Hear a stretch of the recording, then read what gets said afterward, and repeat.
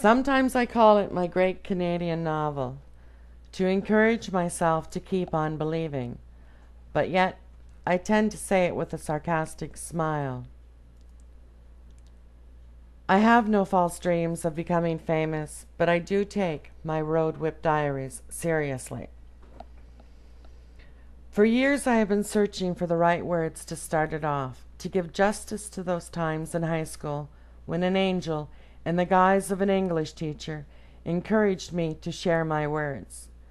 As Simon and Garfunkel sang softly in the background, she said to me, "You should write a book." It has taken a long time for that day to come, but it's finally here, the beginning of my book. I remember this time I told a lie. It wasn't the first time I told a lie, nor was it the last. I wasn't a pathological liar, but I had my moments. Now, that old lie of mine has been floating around in the forefront of my memory because of something I witnessed that upset me profoundly. This woman I know was spinning a tale that I was struggling to believe, but yet I didn't feel anger towards her. I felt great sorrow and frustration because I so desperately wanted to fix what was broken and I didn't know how. Although I had trouble believing the tale she was spinning, I did believe the pain, suffering, and truth behind it. I recognized myself in her. As a teenager, telling a story to two of my friends. The words were a fable, and one of the girls called me a liar. She was right, but she was wrong. I was lying, but I was also telling the truth.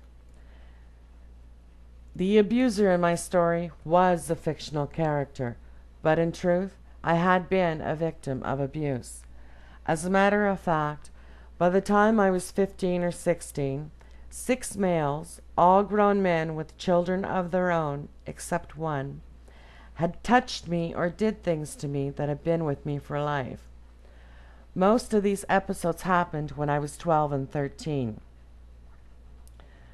None of these males were strangers to me.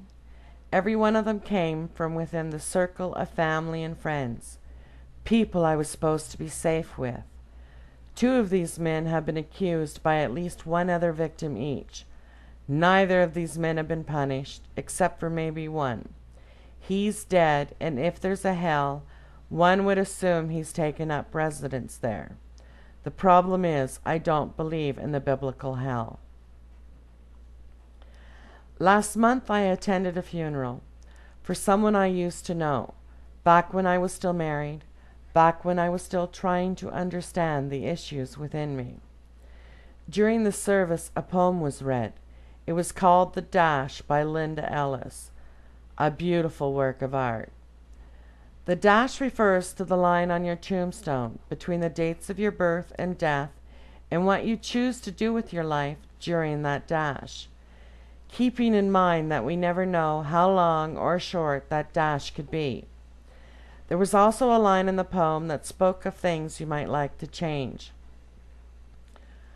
I would like to change the world, but since I'm not a miracle worker, I'll just start with saying what I have to say and go on from there.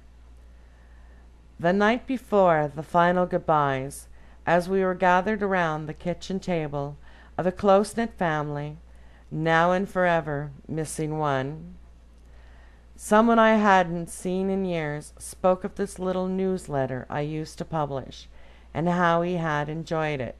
He said it was honest, that I was honest.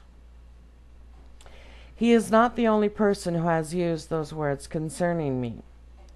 Now that might sound silly to you, considering how I started this by recalling a time I lied. But the truth is, for the most part, I am. I don't like lies. I don't like having to lie. Plus, I suck at it.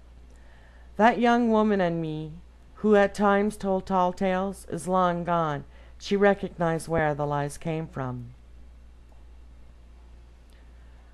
For almost 8 years now, I have been battling with my health, and sometimes that dash feels like it's getting shorter. But I'm a stubborn bitch, and I found the way to start healing myself. It came to me in my dreams, and this time I listened. I don't pretend to understand it, but I do tend to believe I'm still alive today because of it. A reputable science program was on the other day, and I listened to it with half an ear. The program was focused on dreams. It was mentioned that if we dream about our past, it's not always an exact replay of what happened, that often our mind chooses to discard whatever it deems unimportant and we focus on what matters, at least to us. It made sense to me. I love science, doubly so when it rationalizes the irrational. I was born in 1963, the year JFK was shot and the mother of all conspiracy theories began. The year young girls were bombed and young men were slain for seeking rights that should exist for all humans. When women were still dying from backstreet abortions, wire coat hangers are more than just a myth. A time when people believed icebergs would last forever and Martin Luther King Jr. was still alive to say those infamous words, "I have a dream."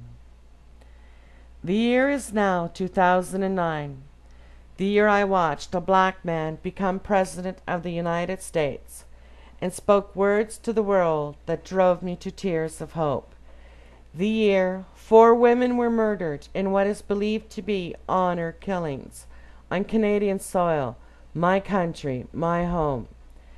The year I found out that the ice sheets are melting and could feasibly be gone before I die, possibly before I'm old and cranky.